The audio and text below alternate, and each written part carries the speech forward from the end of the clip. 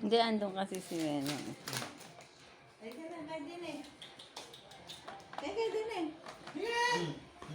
Iikot pag Iihin mo na ba yan? Hindi mo na kung ligagin mo, kakagay kita sa yung bubig.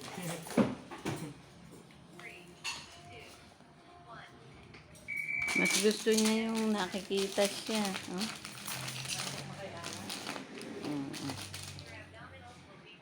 Sisirain mo yung kama mo. Matulog ka na riyan.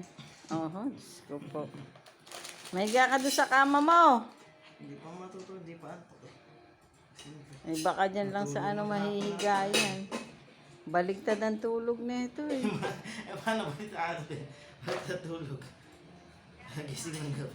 Alive na ang gabi oh. Mahiga ka na ron. Kikay. Kikay. Doon ka sa kama mo malambot. O, yan, dyan ka.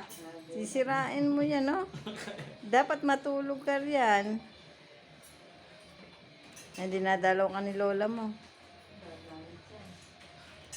Ayan si Lola.